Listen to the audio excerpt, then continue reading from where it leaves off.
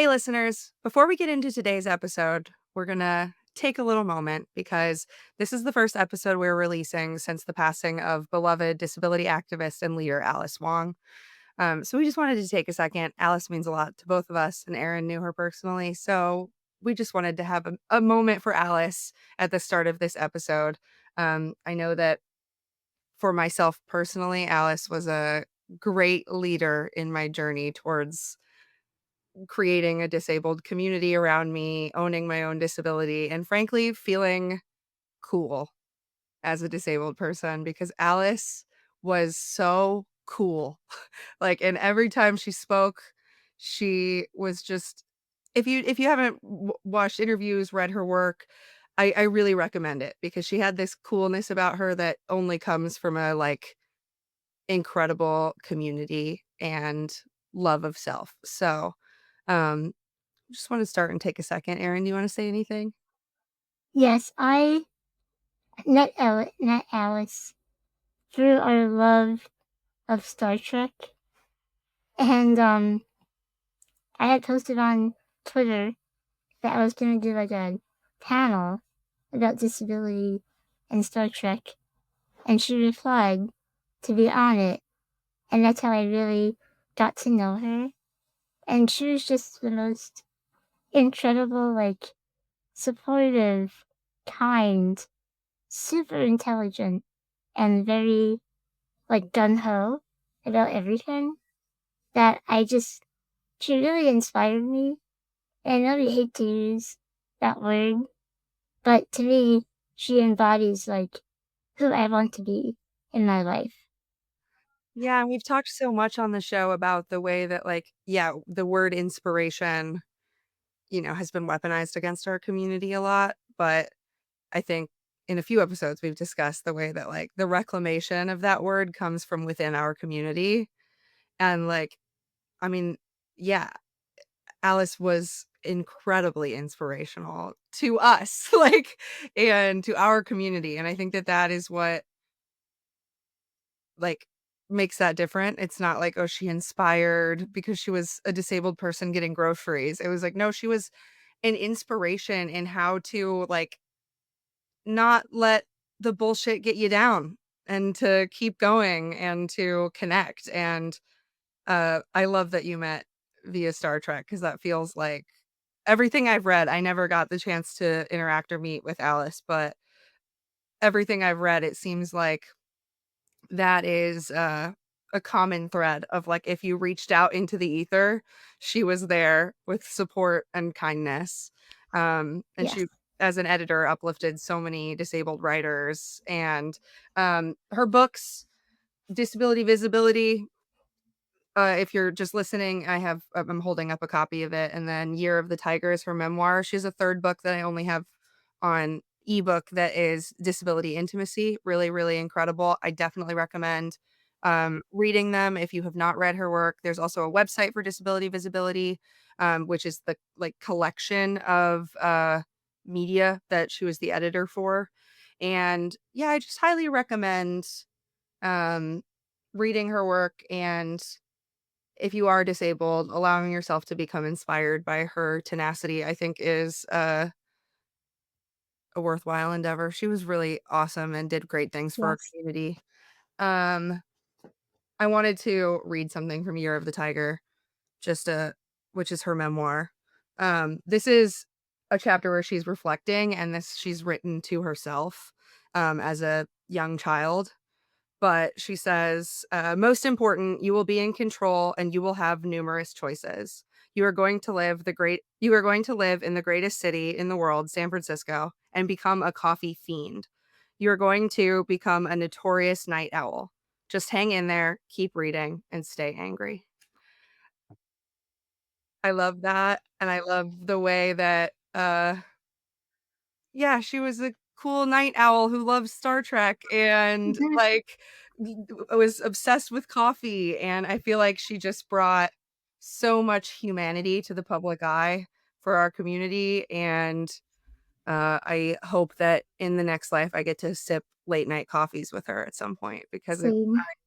um, what a lot of people have posted since her passing that, like, our oracle has now become an ancestor, and I feel oh, I'm getting a little emotional, but I feel like, you know, Alice was like, I found Alice's writing right after getting diagnosed with autism, and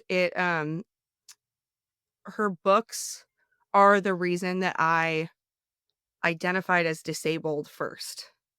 And I, like, saw myself as a disabled person and not, like, a separate thing, which sometimes neurodivergence gets pulled into. Mhm.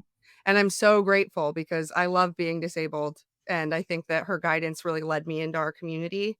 But yeah, it's very, surreal because I don't know if you remember this, Erin, but the when I, like, first started working for Easter Seals and was looking for more information on disability in general, it was like Judy Heumann, Alice Wong, read their stuff.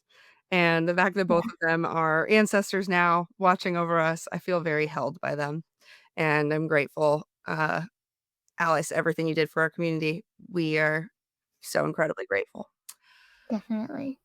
And yeah, it's very surreal to even talk about her like in the past Mhm. sense tense because she seems like she's still here because we see her influence like every day, even if she's not here. And so that's like what I hold on to is knowing that her work and will always be here for everybody. Her work will always be here. Well, listeners, thanks for sharing that moment with us. Like I said a few times during this, please read her work, uh, and carry her legacy with you as we will continue to do. Oh my goodness. You are such an inspiration. Wow, you really are. You're so strong. Can I pet your service dog? Ugh.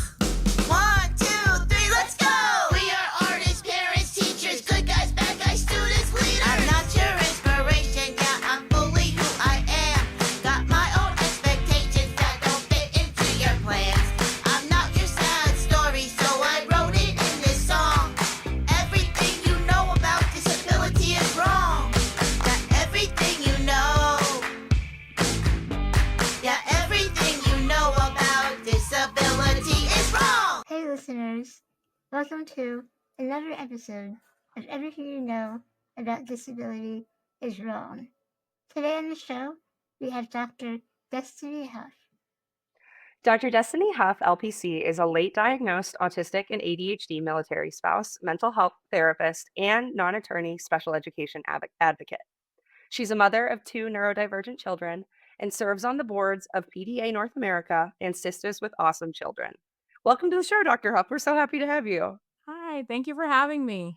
I'm so excited for this interview because I feel like sometimes on the show, we're speaking to people about one certain identity, but you have so many different identities that like will be so interesting for our audience. And I feel like as not only the parent of neurodivergent kids, but someone who advocates for neurodivergent people and is neurodivergent herself, I think is just really in my mind is the future of advocacy, right? Because that's true advocacy when you have self, family, and general public. Like that's really incredible. So I'm really happy to have you on the show.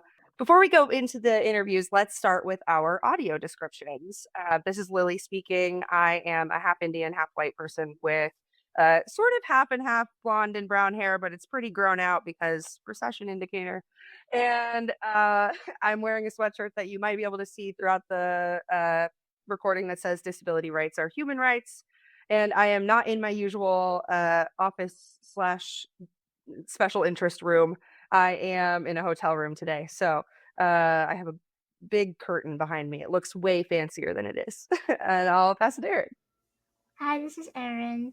I'm a white woman with red hair and blue eyes, and I'm wearing a fluffy sweater, and I'm sitting in my chair in my bedroom. I'll pass it to Dr. Destiny. Hi, I'm Dr. Destiny. I am a Black female. I have black, curly, natural hair. I have glasses, a nose piercing, brown eyes, and I have on some, I think they're gold earrings today. I don't even remember what I put on. And then I have, I am in my office, which is in my home. And I also am wearing a shirt that you might see. This is Neurodiversity Affirming Parent, which is from a autistic owned business. Love it. Before we started the recording, Dr. Destiny was also talking to us about her calendar system because in the background you can see that there are 3 calendars, and as a neurodivergent person, I'm going to steal that. The 3-month out planning is incredible. So, uh, love it. Erin, you want to take us away with our first question? Sure. So they always ask our guests on our podcast, is everything you know about disability is wrong? And what do people get wrong about you? I laugh because I think that they get a lot of things wrong. Like at first, I think they don't um believe or not quite sure when they've heard that I'm autistic and ADHD because when I come in, it's like it's Dr. Destiny. I'm a mental health therapist. I'm licensed. So I think that what they really get wrong initially is just the perception of disabled individuals and how it truly is a spectrum. That would be the biggest thing I would say. Totally, that makes total sense, and it also, like, just shows so much about assumption in that, like, people see doctor and make so many assumptions, but we talk a lot on this, podcast about how what we desperately need is more disabled people in all healthcare spaces. So that's yeah, that makes a lot of sense. When you meet new people that you're working with, do you immediately disclose that you are neurodivergent, or you assume that they've seen that from your, like, website? I immediately disclose it. Um, I've come across a lot of clients that I have now that have found me on like podcasts and things like that. So when I think my website has so much information, I feel like they read it and what they really look for is like, how can you support my child? Right. So they're like, oh, she's a mental Mhm, health professional, like, or she has children in special education. So a lot of times I kind of can see a little bit of the shock in their eyes because I think they skip past that piece.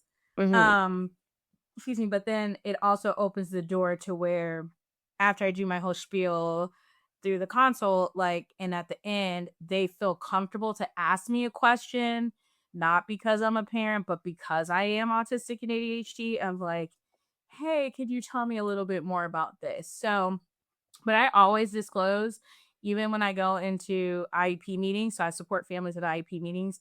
When I do my introduction, I'm like, I'm Dr. Destiny Huff. I'm a family advocate.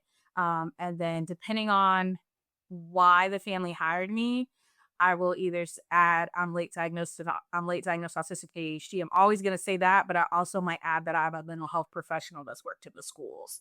Because if it's a mental health concern, or there's barriers around mental health, that really helps them understand I'm speaking from a professional place as well. Yeah, that makes I think that's a great approach, and it makes total sense that, when parents especially are in that kind of, like, confusing time, they're looking for such a specific thing, it makes sense that people might skip over the information about not them. But I think that, from the perspective of like, working with parents, I think it's so beautiful for you to disclose that because I've noticed sometimes in my work at Easter Seals, there will be times that I get to be, like, speaking in a room or whether I'm in front of parents or whatever it is, where I'll mention that I'm autistic, and I don't know how, maybe I'm projecting, but I believe this is the case, that, like, you can kind of sense that there's this feeling of, like, "Okay, well, she's autistic, but not like that. Not like my kid's autistic or not like this," because clearly and if you are someone who is high masking, obviously, it's a spectrum. There are different support needs across the spectrum, but I think that sometimes people uh, see us as we are right now and make a lot of Mhm. assumptions about where we were. So one thing I've started adding when I'm doing that disclosure, especially if I'm talking to other parents, is like I'll say, yes, and I'm autistic myself, and I was a teenager who deeply, deeply concerned her parents. Like and now I'm okay and I'm doing all right. Like my parents were Mhm. deeply worried and concerned about my mental health. And it wasn't like oh, like she's just got the easy autism. Like, no, it's that I have a lot of ongoing support. And I try to always say that. So I think that that's really cool to get to see like a successful person and a doctor who maybe will change some parents' opinions of what is possible. So I really appreciate that. I want to shift gears a tiny bit because you're releasing a book soon. Does it have a release date yet? So the uh electronic version of it is already released. We're Cool. working on the hard copy version. But yeah, it's a neuroaffirming special education handbook. And essentially what I did was I looked at the federal special education laws and I included that in there, and it's for parents, educators, administrators, related service providers. But then I also added in this neuroaffirming component piece. So, how do you make goals neuroaffirming? How do you address supporting a AAC user from a neuroaffirming way? What is Gestalt language processing? How do you make a neuroaffirming parent input? And then I had like, how do related service providers operate in a neuroaffirming manner? So I kind of been doing like all this stuff through social media. And then I was like, I would like all this collected in one place. So that's half of this book came Totally. about, and just me like going into a deep dive and editing and doing all these things. So yeah, I'm really proud of it. Yeah, I uh obviously it's an entire book, so this is a condensing question, but for our listeners who maybe are like, what the heck does neurodiversity affirming mean? What does that look like kind of in practice? So, neurodiversity affirming in practice just looks like honoring autonomy, respecting choices. But I really think a big piece of it is presuming competency. So, there's several core components and um, core tenets when we talk about being neurodiversity affirming or neuroaffirming. And part of that goes into like honoring communication, but I think, looking at intersectionality. But in practice, what that looks like is recognizing that the disability and diagnosis doesn't define the learner. It is a piece of a whole, person. It's a piece of the picture. And then looking at they have a say in doing things, So like if they unless they're moving your hand to do hand over hand, don't do hand over hand. I was actually reading something and Erin's chair reminded me of this. I was actually reading something where someone had said before they were in a motorized wheelchair, they were like, whenever somebody felt like they wanted to go somewhere, they would just move their wheelchair. And they said, finally, one day they were like, don't do that. If I don't ask you to move my wheelchair, if I don't tell you I want to go over there just because you think I want to be over there with everyone else, don't do that. And I was like, that's part of being neurodiversity affirming, is recognizing that, like, I'm not incapable of making decisions and choices, or even I'm not incapable of having a say. Like, I can have a say, and the say might be no, and then you need to honor that. Yes, so, so, so important. And I think that, like, in the world of 2025, where we are having great conversations that are led by autistic people, I think it is so important to lead with that, assuming or presuming competence when you're working with autistic people who have many different support needs. Because I think that it's like an easy trap for society to fall into and be like, okay, got it. Yeah, this person seems like they would be competent, so I'll presume competence. But it's like, no, no, no. What we're saying is actually that person that you, as someone who has a lot of learned ableism, because that's the world we live in, when you start to be like, I don't know if that person can make the decision for themselves, that's exactly when you need to say, no, this is an autonomous human. I should see what they want. I think that that is so important, and I always, I recently have tried to be a little bit more vocal about that because I love that we're, leading the conversation around autism, like autistic advocates ourselves, but I also want to always keep the conversation centering those who maybe are not able to do online advocacy or write a book about it, but still deserve that same presumption of competence. So I really appreciate you saying that. And I think parents, if this is sparking anything in you, get that handbook because I think that there's a lot of stuff that Dr. Destiny just explained that can take a really long time to learn, and I think having it all in one place would be really helpful for some people. Totally. Um, so I wanted to ask, you know, like having these affirming practices, I think part of it too is understanding that disability is not a monolith and everyone is different. So like even somebody who like has autism is autistic and everyone's different. So each from therapy to accessibility in the classroom, at jobs, it looks so different for everybody. And I feel like that's something that not a lot of people fully understand. So can you tell me, like, how do you express that to the people that you worked with? And what is their, do you see that a lot? Like people assume that everyone's the same. Yeah, the way that you said it is so accurate because I think um, I should say, was lucky in the sense of like, by the time I received my diagnosis, I was already working for myself. But that came out of necessity because my son was diagnosed when we first started in the public school system. And it was a horrendous experience for us. And so he got his diagnosis and then we moved because we were a military family. And then I was like, hey, me and him are the same. So I sought my diagnosis. And so by that point, my husband being an active duty soldier, we had already decided that someone needed to have a more flexible schedule. And so I was doing my mental health practice like part time after my full time job. And then I was like, I'm just going to have to transition that to full time. At the same time, I really dove into what would advocacy work look like because I was trying to make sure I was fully prepared to advocate for my son. And so, and his brother would be coming soon after him, and he already had a speech delay. So I was like, I knew he would need some support too. So I've never had to advocate in the workspace for any accommodations. I was able to implement those working for myself along the way. That being said, like I can look back on being in the workspace and like getting my performance evaluations. And my part of my performance evaluation was saying like essentially I didn't play well with others that weren't on my team. And Mm. it was because I was very direct and I was very like, they're not going to do it. So my department will just do it and it'll be fine. And it's like, well, that's not nice to say. And it's like, but we all know it's true.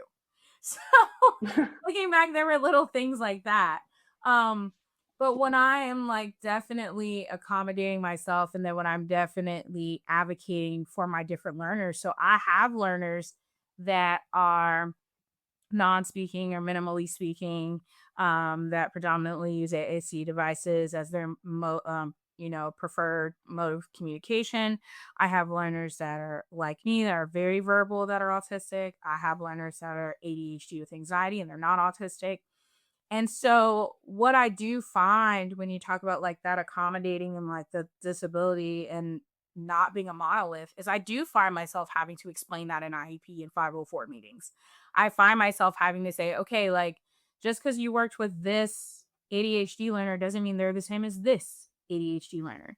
And when you talk about neuroaffirming practices, that's where that intersectionality tenet comes in, right? So that intersectionality tenet says, again, look at the whole learner. So I myself am a Black female who is autistic and ADHD. I also have fibromyalgia. I also have anxiety. Like I have, I'm a mother, I'm a wife, I'm a daughter, I'm a sister, right? And then you have my son who is a Black male. He is autistic. He has no other diagnoses that we know of. He's never had any health issues or concerns, right? So, and then you have his best friend who is a white male who is autistic. Like, so it's taking in the fact that, like, you meet one autistic, you've met one autistic. You meet one person in a wheelchair, you've met one person in a wheelchair.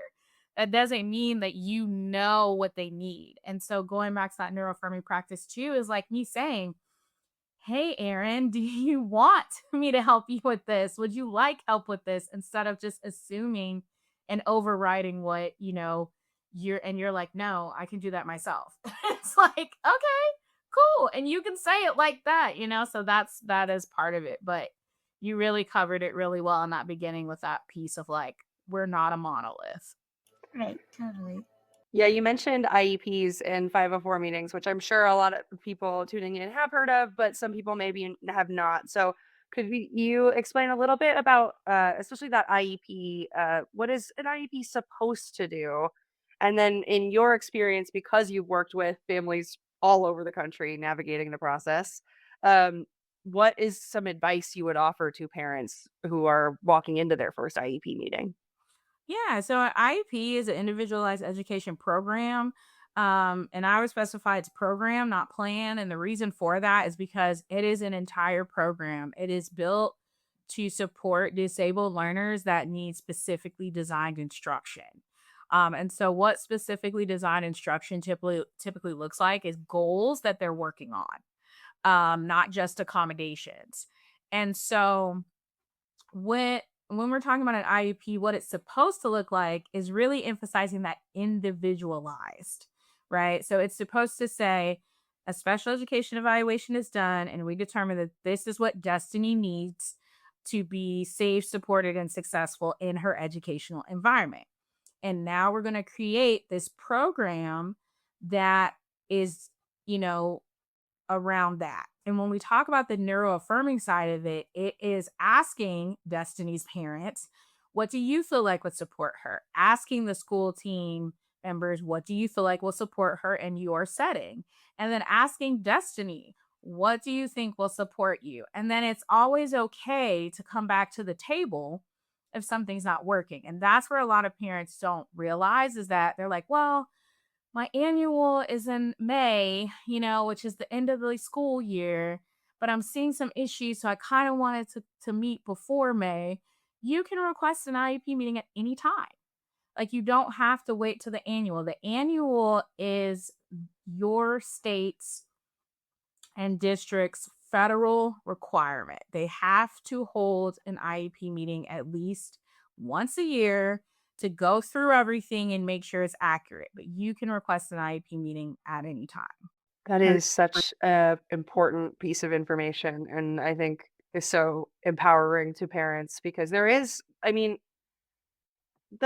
there's a lot when you like are trying to support your child and then also trying to not like make your child stick out or be like we're the needy family, like we're asking too much, whatever. But that's actually very empowering to know like you can make change at any point.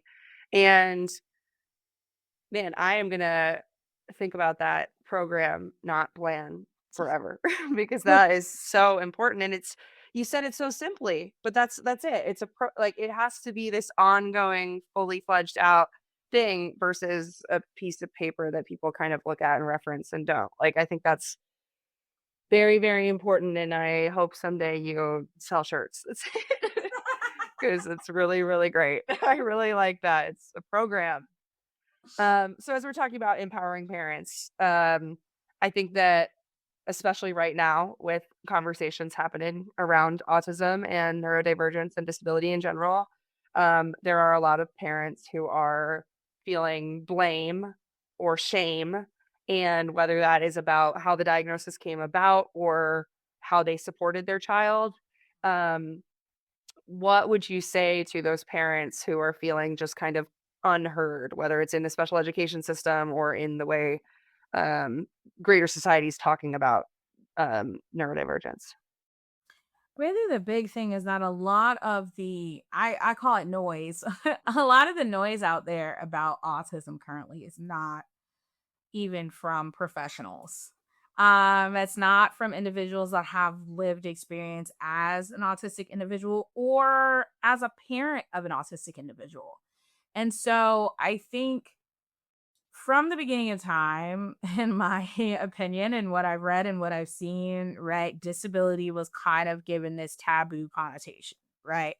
Like it was like if somebody was disabled, you didn't talk about it, you didn't, you know, make other people know, or it was kind of like, oh yeah, they are, but don't say anything about it. Like, don't, that's not nice. Like, and and then over the past few years outside of the disability advocacy movement itself, it's kind of been like, it's okay to use the term disability, and it's okay to, say that. It's okay to wear a shirt that says I'm proud of my autistic grandchild, and like that's okay. And so I really want parents to push out the noise and really focus on, the progress that was made previous to this year, the support that's been put in place, the wins that have been coming, and then most importantly, educate yourself.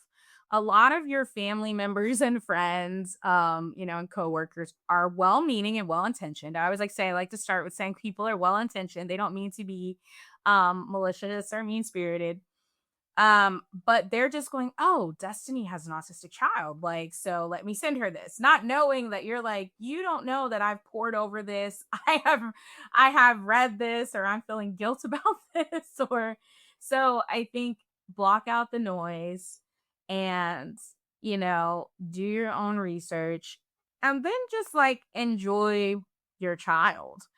Like, I was just laughing hysterically with my son yesterday because we were talking about Pokemon. And it was just like, you sometimes have to do those things to remember, like, my child's autistic and that's okay.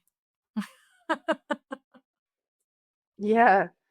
No, I think that's so important, and I think that, goes back to the not a monolith conversation we're having because, um, kids in general are not a monolith, and I think we have, these ideas about when things are supposed to happen and how they're supposed to happen, and it's like, we've only had, like, mass and global communication for so long.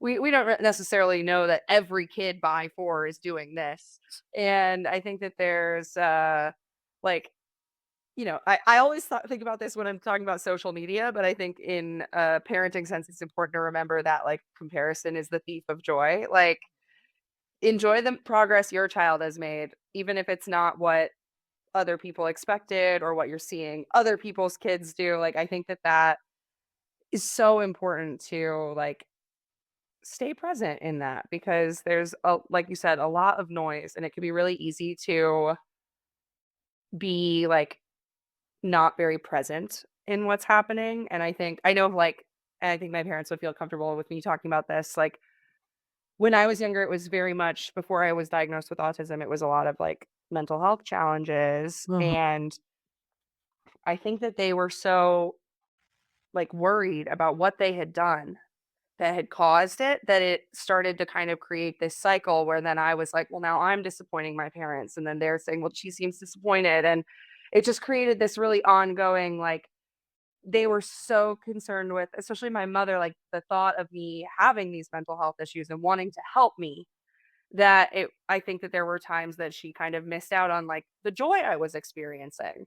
Uh-huh. And now, much further down the line, my mom and I have gotten to a place where, like, I can be having a really, really hard time, and she'll just sit with me in it. Like, she's experienced me having really intense meltdowns and things like that, and, um, she'll just be there because she's also there for my really, really joyful moments. So, I think when you, like, allow yourself to be present for it all, it can make those harder times a little bit easier. Because if you're so concerned about the bad stuff that could happen, you might miss out on the really cool stuff that happens along the way, like having an awesome conversation about Pokemon. Like, Well, and I want to, and I, and I haven't, this just recently happened. And I don't share it on a lot of podcasts, but um I want to share it because it's something I would share. I just don't think about it usually with the topics I'm talking about. But I very much still have moments where I will break down and cry as an autistic person raising an autistic child who I believe that's where he got his autism from. Like, and so when he's having struggles or challenges, I will sometimes cry and just be like, I'm the reason why he's struggling, and my husband, his ADHD, he is very, quick to be like, no, don't be like that. Like, he's like, if you're going to look, and he's very good at that. Like, if you're going to look at the quote unquote negative side, right? Like the dysregulation side of it. He's like, you need to take credit for the positive too. He's like, you need to take Yeah. credit for, all the compliments we get about him. And he is very excited. We were like, okay, let's see how it goes. But he was very excited. He's in gifted. He started that this year, and he tested on the state testing for his school, the highest score in his entire grade. So he was super excited about that, and was like, I'm doing gifted. And we're like, okay, because we wanted to like talk to him and see like, would that be too much? Or and he was like, I'm doing it. We're like, okay. But like my husband's like, if you're going to, and so that's another thing I would say to parents, like if you're going to fault yourself, right? Because I think mom blame is very real. Even when it's not hereditary or genetic, moms are just typically going to be the default ones that are blamed. Like your kid got a cold. If you didn't put them in a jacket, you wouldn't have this problem, right? So, like, if you're going to take responsibility for that, then take responsibility too for all the happiness and the joy too. This podcast is brought to you by Easter Seals. Easter Seals empowers people to live independent, full lives, and we've been doing it for over 100 years. We're in communities nationwide, providing support at every age and stage of life. Whether you need employment services, mental health support, or want to find a welcoming community, we've got you covered. Visit easterseals.com to learn more. I love that. And I think also I'd add to take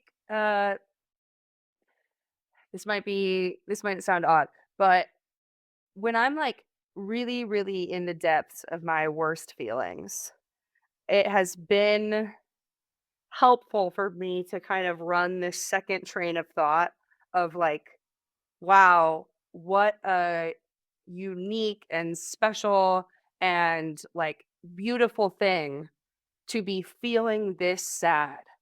Like to have access to this depth is something that not everyone has. And yes, it can be really, really hard, Mhm. but uh to feel deeply is actually an experience, and it's a very human experience. So even when I'm so, so, so angry, I try to remind myself that, like, look at how much I'm feeling. I'm feeling so much in a world where some people are very numb. Mhm. And I've talked to my mom about that too. Like just this, if it is genetics or whatever that gave me this ability to feel, I'm happy to feel it. And you mentioned fibromyalgia. My mother and myself deal with chronic pain in different ways. And same thing.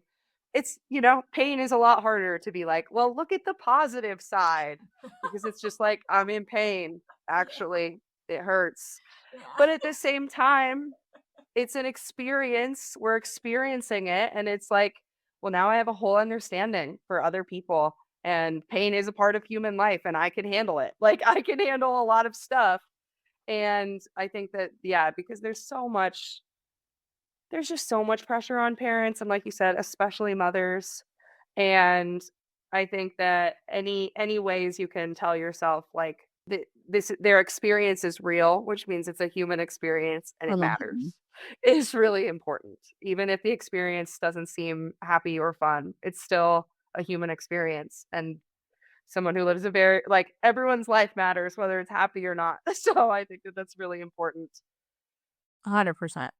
I wanted to ask about this, you started doing advocacy for your son and then helping other parents. And I think that some people have this idea that, like, to be a good parent of a disabled child, I have to like fight the school system. And you have talked about shifting to like, it doesn't have to be a fight. It could just be an effective. Like we could just be effective at advocating. So what does that kind of shift look like and how do you encourage real collaboration with educators rather than resistance? So I think being a mental health professional before I became an advocate gave me, space from education and not being jaded. So my mother and sister are educators. So when I was kind of always taught like you work with them, right? You support. And then as a mental health professional, I worked in a school setting. I've worked in the early childhood setting as well. And so I've always come into spaces where people are, for better or lack of words, they're like, this is my territory and you're coming into my space. Are you going to judge me? Are you going to like, what are you say you're here to help, but are you going to overtake? Right. So for early on in my career, I learned the importance of collaboration and communication. So when it came to becoming an advocate, I just use that same skill set. And what that looks like is you recognize that like you're going into other people's spaces, right? So you're going into this meeting and you're basically saying, what are you doing with this learner when you're with them? And they feel like you're coming to be like, you're not doing it right.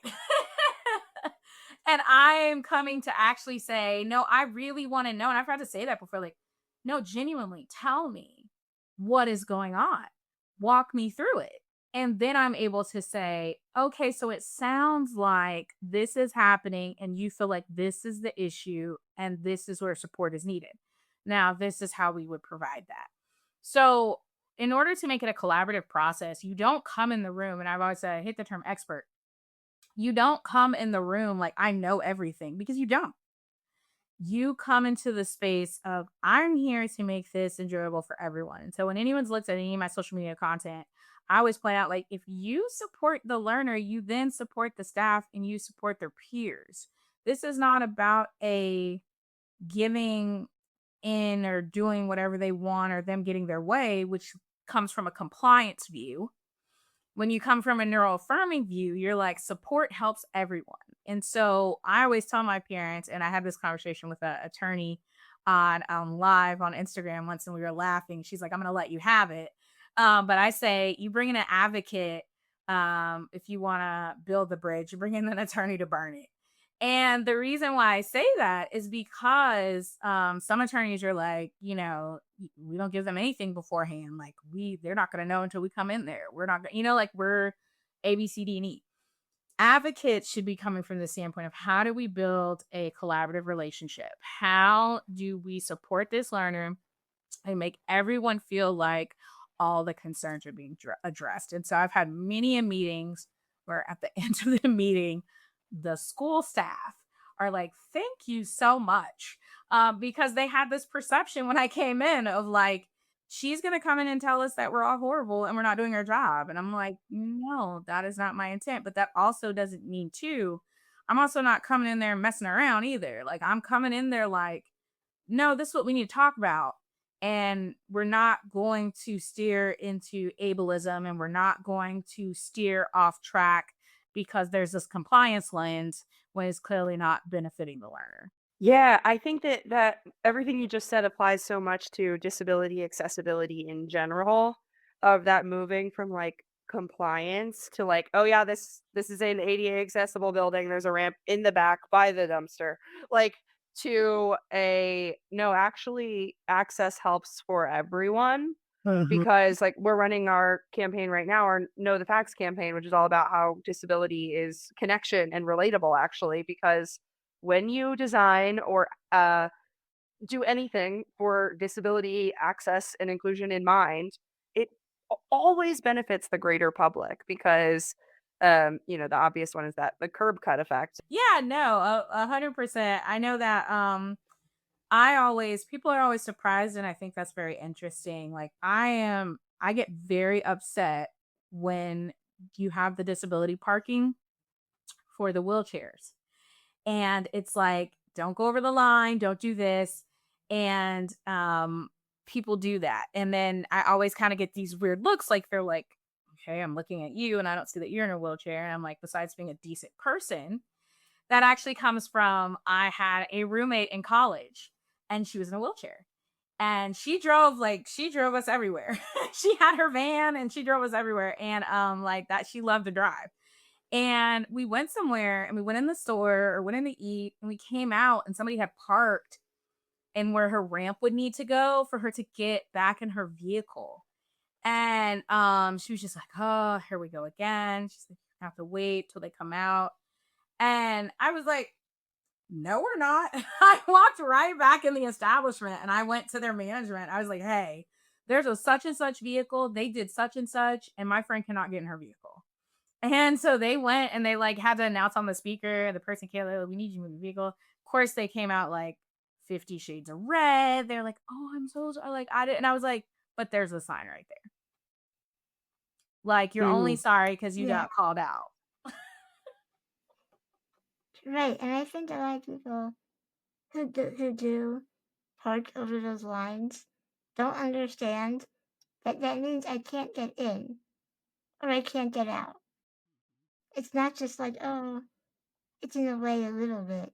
Right. It's now I'm stuck Mm-hmm. and I have to wait for you to get out. And thankfully, I'm always with somebody else, so they'll back out and then I'll get in. But like, if you're by yourself, forget it. You can't. You're stuck. Mm-hmm. And that's what she said. She Yeah, was and like, it really shows how. oh, sorry. That's what she said. Go She's ahead. like, normally she was like, if I'm by myself, she's like, I just wait like until they come out.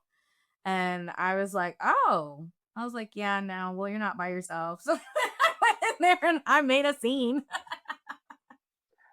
Making a scene is important to be a good friend, I think, to disabled people in general, because um, when you do start out, like, as a child having these, like, IEP meetings or all this stuff, even I mean, advocating for yourself can feel like, I'm always making a fuss. Like, I don't want to be that person. So if you can make a fuss for your friend, do it. I think it's important. And I love the phrase making a fuss because that's what Judy Human used to say a lot. Um, but I think that it's a very important conversation just in general about, like, we have to stop thinking about disability as this, like, compliance box we check and start thinking about disability as the human experience. And the more we design everything for everyone, the more it benefits everyone. And I think that's just so important. And we talk about that a lot, but a lens for that is that intersectionality component we started this interview with. So we got a little bit of time left. I want to shift to something really important, which is I want to talk about the stigma and misinformation around adult diagnosis. And I would love if you're willing to speak, especially for from the perspective of a Black woman, because I think that Black men experience a lot of stigma and misinformation as well, and Black women even more. So I think that it's just a really important conversation to have. So I'm wondering, what are some of those barriers to getting identified later in life, and what can we do to change narratives so that we're not um misidentifying and putting harmful labels on kids who are already marginalized. Yeah, I mean, I think, first of all, in the Black and brown community, there is a, fear and a struggle. There's a fear and a struggle, two separate pieces when it comes to diagnoses, right? Because historically, we have a history of being experimented on. We also have a history of diagnoses being used against us, right? So, are you capable Hmm. of, taking care of your children if you have this diagnosis? Um, and I would say, like, entering into the space of being diagnosed, I've come across two things. I've come across families I support and advocate for um, being weary of disclosing their learners' diagnoses. So let's say the school has said, oh, they meet other health impairment, which, a lot of learners who are ADHD typically, and then also if there's like anxiety or autism diagnoses, they'll meet the criteria with the school for other health impairment. And so the parents will suspect there's more going on and they'll go seek like a private medical diagnosis and find out their learner's autistic. But they'll be like, I don't know Hmm. if I want to disclose that to the school because I don't know if that'll be used against them. So I come across that Right. quite often. The other side is I've had Black and brown parents ask me, what made you seek out a diagnosis for yourself? And they'll ask that and they'll say, because I'm concerned about possibly my parenting being questioned or my ability to care for my children being questioned if I have a diagnosis. So I have seen where they're fearful of getting a diagnosis for themselves, as well as they're fearful of their child getting a diagnosis and what that means. Um, and so what I always say is that you can only do what you're comfortable with, but always when it comes to your child, lean towards support. And when it comes to yourself, lean towards support. And what I mean by that is that with our son, we actually never suspected that he was autistic. I always say we had a stereotypical view of what autism looks like, and he didn't check those boxes. And so when he did get his diagnosis and when we did fill out the paperwork, I always say the first start of the paperwork, I was like, no, no, no, no, no, no, no. And then I got towards that lower support needs side of the paperwork and I was like, yes, yes, yes, yes, yes, yes. And I was like, but also that's yes for me too. Like, what does that mean? Mm-hmm. Um, and so I do tell a lot of my Black and brown families, I would rather my child get the right label than the wrong label. I don't care about a label as long as it's correct. And so, unfortunately, a lot of Black and brown learners are labeled as BAD instead of getting an accurate label.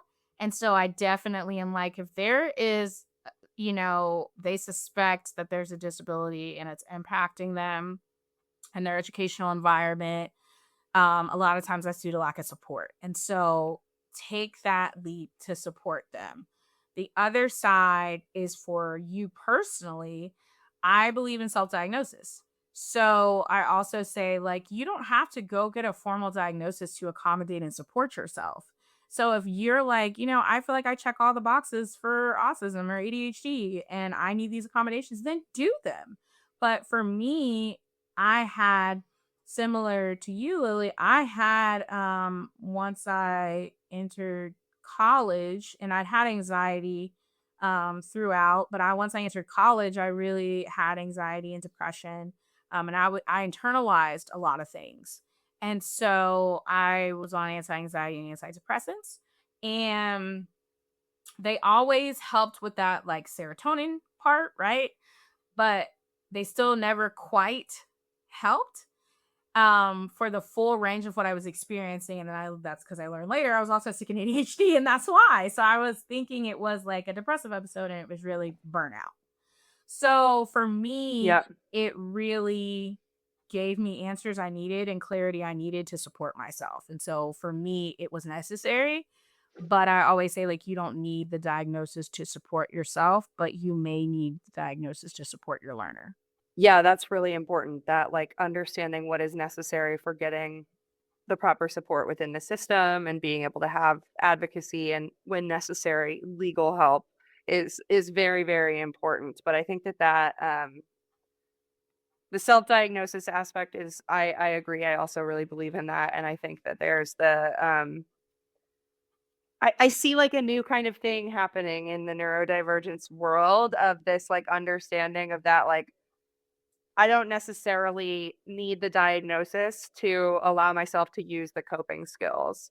So, like, I was talking to a friend recently and he's diagnosed with OCD and suspects he might be autistic. And I'm autistic and I suspect I might have some OCD tendencies. And I have some things that I've been suspecting lately. And we were just having a conversation and it was like, well, what do you do to deal with it? Like, what are some things you do, whether it's the 3 calendars on the wall or, like, what are your actual tools? Because that's what I need. I don't need any more letters at this point.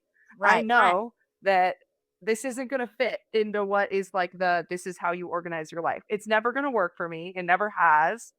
So, I'm just willing to kind of look into the toolbox of neurodivergence in general, look into the skills that my friend was using to cope with the intrusive thoughts and these kind of like compulsions and things. And I really don't feel the need to pursue that diagnosis right now because I feel very like I'm pursuing coping. And I think that's really important. And then at the end of the conversation, my friend was like, but there are some medications that can be really helpful specifically for OCD that you will not be able to be prescribed without that.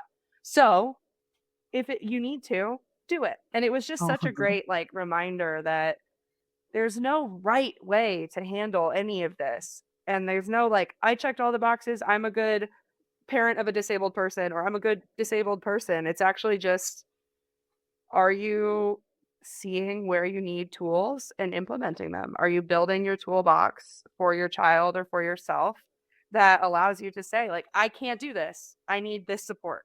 I think that's really, really important because it's obviously amazing that so many people are pursuing and understanding their own labels.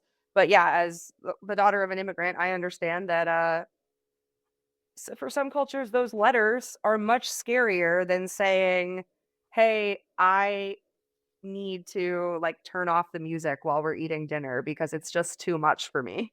Like that is really, I think that it can be. I think you said this earlier when talking about parents who don't necessarily want to disclose. You can only do what you're comfortable with Mhm. and find what supports you. Like, I think that's really, really important. Well, and the other thing I wanna Um, mention too is that with Black and brown learners too, sometimes their parents' first exposure to a possible disability label or diagnosis, even though schools don't diagnose, is the school's category of eligibility for IEPs because the wait list is so long mhm. or due to lack of insurance, whatever it may be. And so sometimes their first exposure to my child might be XYZ is the school. And so sometimes I will have to talk to parents and say, okay, the school says that they qualify for the autism category or they qualify for their health impairment category. Um, but that's not a medical diagnosis. So, like, once they're out of school, that doesn't hold weight. Like, so if you're looking at like long-term support or social security or things like that, I'm like, you have to go to a medical professional, psychologist, psychiatrist to look further into that. So, that's the other side too, is that sometimes that's their first exposure to even like what's going on with my child.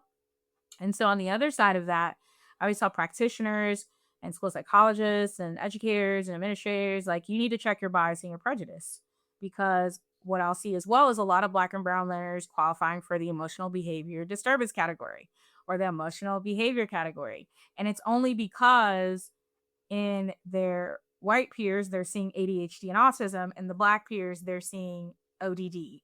And so it's like, no, you need to check that. And so I always tell parents, and I have no learners that they're under that category. I will not let them qualify under that category. So Appreciate that you don't let anyone qualify in that category, and I wish that more people saw the patterns of like, huh, weird that all of the kids diagnosed with this look a certain way. I uh-huh. think that and you had mentioned, why a lot of Black and brown families are scared to um, use these kind of labels because there has been weaponization of labels. I recently was learning about the way psychosis was weaponized against the Black community who were doing like social justice advocacy to basically be like, these people are in psychosis. Like, and I think that that is really important to, if you're entering the world of disability or entering the world of advocacy, to ensure that you are not just uh, learning the like diagnostic criteria for things, but also the way that certain communities have experienced um, diagnosis and what things feel like. So I think that that's very important. And I think so. You've said that that's a diagnosis you don't use. Um, I want to talk a little bit about quickly. Just do you have any advice for educators who might be sitting here listening to this and going, I don't even know if I have a bias towards that, like how someone can clock their bias? hmm So first, I just want to clarify the that ODD is a diagnosis I don't use. EBD is a category of eligibility I don't allow for my learners because the school doesn't diagnose, they categorize based on the Hmm. IDEA's 13 categories of eligibility. And so what I say is that, and there is actually, I had this conversation with an administrator where their school district actually will pull their special education files. They'll pull their files and they'll say the no name, no race or ethnicity or culture, and go, what category do you believe based on this that this learner goes into? And what they found is that a lot of their Black and brown learners are going into that emotional disturbance category. And so when you're looking and you're like, I don't have bias, I would ask myself, you know, what when you see a behavior in this child and you see a behavior in this child, if they were different races, are you categorizing the behavior as something different? And how we came about with this bias is that in a research study conducted, that is what was found is that when educators read something, if it said this is a white male or a white female versus a black or brown male and black or brown female, they were putting them in different categories. And so you have to challenge whether or not, if I see this behavior in this learner, am I saying it's aggressive, but in this learner, I don't? You know, what is the difference? And so asking yourself, and that takes a lot of work because you're having to challenge yourself because people like to default to, I'm not prejudiced, I'm not racist, and I don't have bias. Everyone has bias. So you have to challenge Mhm. it and be willing to confront it. I appreciate that. Thank you for saying all of that. This has been such a wonderful interview. I have one final question, which is there something that you have learned from your children that has changed the way you think about your own neurodivergence? Oh, wow. Is there something I've learned from my children that's changed how I view my own neurodivergence? Huh. I think what I've learned from my children that shaped how I view my neurodivergence is that life goes on. And what I mean by that is because they are children, right? We know children are so resilient. Something will happen and I still will very much with my autism get stuck. I will just like ruminate. And I will struggle emotionally to move past, because it didn't go the way I thought it was going to go, or I don't feel like there's a way to, um, find a solution to it. And my children are very much like, well. So I've taken that, to and applied that and kind of just realized, okay, I don't have to stay stuck. Because in their world, they're not allowed to stay stuck, right? Because kids kind of like, we're like, oh, you're sad. Like, I know, I hear that. Okay, but like, I still need you to like go to school. I still need you to like go get in the bathtub. Like, I still need, right? And so, they've kind of taught me one to like be able to move past being stuck, but they also taught me too that I need to rest, and I think that's a big piece I didn't have before, and I know that sounds strange, so my parents listening are probably like, "What is rest?" But my kids have actually told me, like, when I'm, like, going, going, going, and they're like, "Mommy, like, you haven't laid down," or, like, "It's late and you're still not in the bed," or, "I think you need rest," or they'll tell my husband the same thing, like, "Daddy, I think you need to rest," and so they've taught me the importance of, like, moving forward, so not staying stuck, but also the importance of needing to rest. Yeah. That's so beautiful. I love that. I think that's so wonderful. Thank you so much for coming on our show. This was such a great conversation. I think it's going to be a really helpful one for a lot of parents and just listeners in general to hear. So thank you so much, Dr. Destiny Huff. We are so happy to have had you on the Yeah. show. And I really hope we get to work together again because I think you have I think you are a wealth of knowledge and resources that could really help a lot of parents and in general, just neurodivergent people out there. So I really appreciate you. It's always wonderful to get to talk to such a fierce advocate for our community. So really grateful. Erin, I love hosting this show with you. I love Same. you. Same. Uh, also, I love your nails. I didn't say that earlier, but I I was saw gonna them and say they look that I saw them and I'm like, I stunning. love them. I Good. I gotta redo it. We kind of They like look so keep good. them in. They do look They good. don't look grown out on camera. They look amazing. Really good. But I want to say, Well, before we hop off, I know yes. I was like kind of quiet today, but I was just like taking everything in and learning so much. So I really appreciate everything that you shared today. Thank you. Thank Uh, you. we are a come as We are a come as you are podcast, Erin. You know that. If you want to take a quiet listen day, do that. Listeners, thank you for being here. If you're on YouTube, thanks for watching. I couldn't stop touching my hair today. And we'll see you next time for another episode of Everything You Know About Disability is Wrong.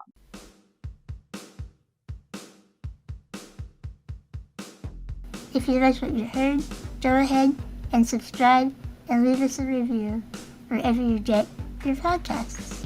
Thank you to our listeners, and as always, thank you to Easter Seals for giving us the space and resources to share such authentic conversations from within the disability community to our listeners. And we'll see you next time for another episode of Everything You Know About Disability is Wrong. Everything you know about disability is wrong. This is a podcast brought to you by Easter Seals. You know, we actually work for Easter Seals, but maybe our listeners don't know what we do. That's true. Easter Seals is leading the way to full access, equity, and inclusion for disabled people and their families. And did you know we've been doing this for more than a century? This includes helping disabled people find meaningful employment and addressing healthcare needs for all ages. We're proud to serve communities across the country and ready for the next 100 years. For more, check out easterseals.com.